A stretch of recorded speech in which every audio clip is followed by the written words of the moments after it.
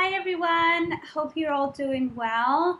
It's Sammy and Caroline here from the Behaviour project.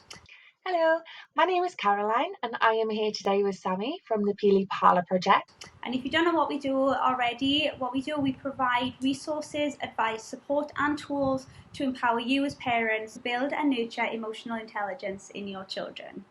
So Behaviour was created in response to the COVID-19 lockdown because we were aware of the struggles that children were facing, being away from school, not really know what's going on, and going through this pandemic with a limited perspective.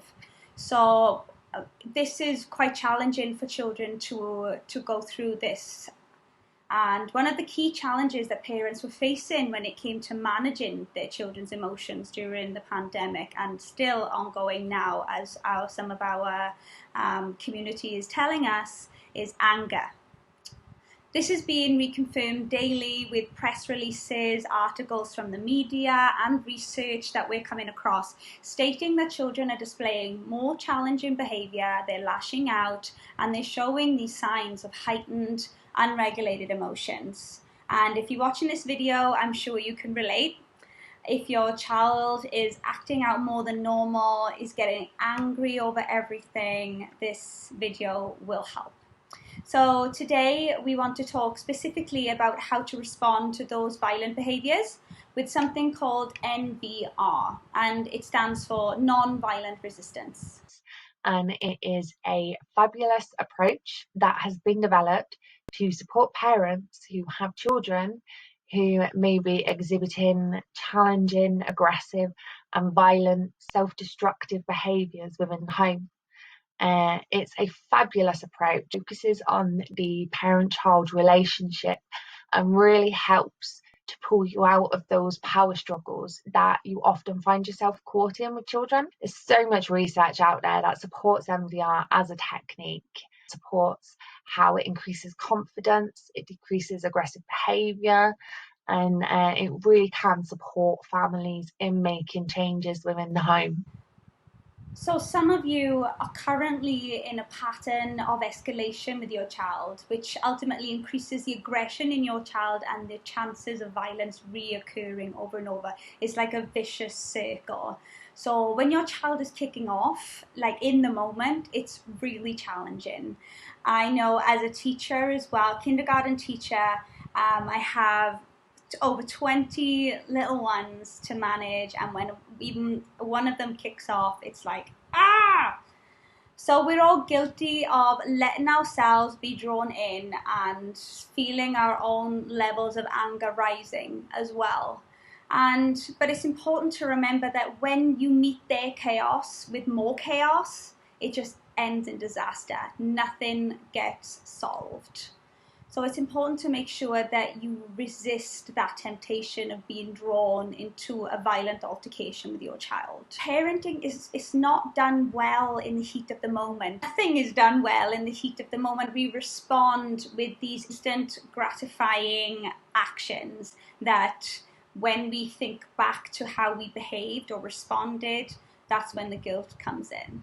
So it's really important to not be drawn into that, and the lessons that you want to teach your child is just not being absorbed in the times of high tension. It's just not going in. We talked before about modeling the behavior you wanted your child to present, and the way you respond to situations and circumstances, your child is watching that, your child is taking that in. So if you respond with aggression, it becomes that vicious circle that I just spoke about that's really hard to break.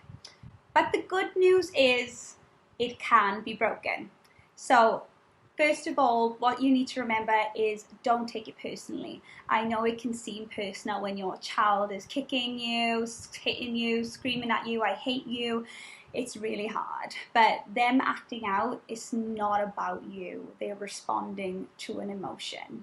So it's important to start seeing the behaviour as challenging and not the child, not your child. Like I said before, them immediate responses are not always the best responses. So if you need to walk away to stop yourself from being drawn into that, then do that. It's okay. If you need 5 minutes to just gather yourself, gather your thoughts, There's absolutely nothing wrong with that. In fact, we encourage it. It's always good to think before you act. You need to take 5 minutes just to breathe, just to say, just repeat a mantra to yourself, like don't give in, don't be provoked. Do that if that's what's going to get you to a place that you can respond effectively. Another important thing, you don't have to win. It's not a competition with your child. You don't have to win. I think one of the misconceptions when it comes to conflict in general is that we have to respond immediately. We have to have these comebacks in order to win or show authority over that person. Parental presence doesn't mean that you have to respond to challenging behaviour immediately. It doesn't mean that. It doesn't mean you have to scream and shout to assert parental authority. You can show your presence by validating the feelings that your child is experiencing, walking away to regain your calm, and then coming back when the situation has de-escalated, coming back more peaceful, more calm. It doesn't lower your parental presence in any way. So one of my favourite sayings from MVR is strike whilst the iron is cold. Now I know that's a little bit different from the normal saying, which is strike whilst the iron is hot. But if you strike whilst the iron is hot, you're going to end up with heightened emotions, heightened feelings, and you're going to just end up escalating the situation. So it's so important when addressing behaviour and when trying to do conflict resolution that you don't increase further escalation and you don't influence any arguments. Easier said than done, I know. But one great way of doing this is through I statements. So after a situation has de-escalated, it's then important to address the behaviour. What we are all guilty of is basing conversation around blame. I mean, we're all guilty of it, especially when we are hurt. I mean, when we are disappointed, we sometimes want our kids to feel guilty. When we are angry, we sometimes want them to feel punished for what they have done. When we feel sad, we really want them to know how disappointed we are with them. But sometimes it can just escalate a situation and just cause a child to completely switch off. Because if you couple that with negative connotations such as you're naughty, the child will just switch off. That's where I statements can come in. A simple change in the word from you to I has the biggest difference, and it's such a great technique when trying to address negative behaviour. I mean, it's so natural to begin discussions with you must, you shouldn't, why do you always, you make me feel sad, you make me feel uncomfortable, you should do this, you can't do that.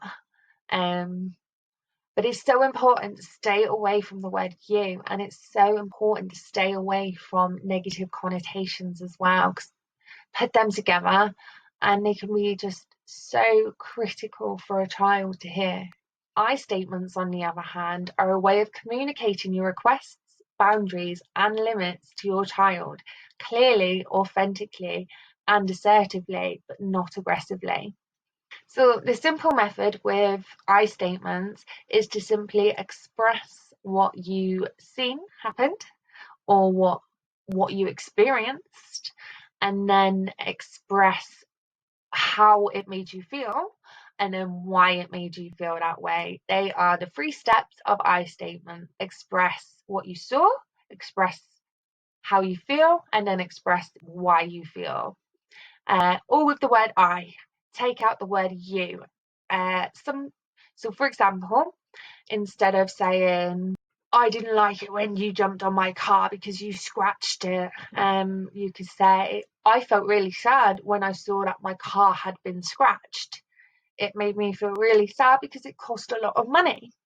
And you see, there is no word you in that at all. So absolutely no blame for that initial start of that conversation. After you've resolved that conflict or that violent incident that is a kid, the next step, I think a lot of people just stop there, but it's actually quite important to start repairing that relationship, because conflict may have impacted the relationship you've got with your child, even though you've talked things through. It's often the step that's missed out is repairing that relationship with your child. So it's about taking active steps to start rebuilding that relationship. So do just small gestures, like reaffirm that you still love them, even though they have acted out in this way. Give them cuddles or hugs, like just make sure that they feel loved, validated, and safe, even though something has happened. So it's the act of giving that will make the difference. That they feel safe. You as a parent is still giving them that safe environment, even though they have been destructive. But it's not rewarding the behavior that they have displayed. It's showing your child unconditional love. It's showing your child that you're still there for them, that you're not against them, and that you're going to do everything that you can as a parent to get them through what they're feeling, what they're experiencing. It's not bad parenting, and it's not a reflection at all of you if you have a child being violent within the home. It's simply because your child can't handle those emotions. And it will happen because we aren't born knowing how to manage those emotions. So it's not a reflection of you. And I know it's hard not to take it personally, but you really mustn't take it personally, and you must reach out. If you don't have family or friends you can reach out to support you, then reach out to external agencies. Reach out to anybody. There's so many people out there that are willing to help you. You don't need to suffer in silence if you are experiencing violence in your home from your child.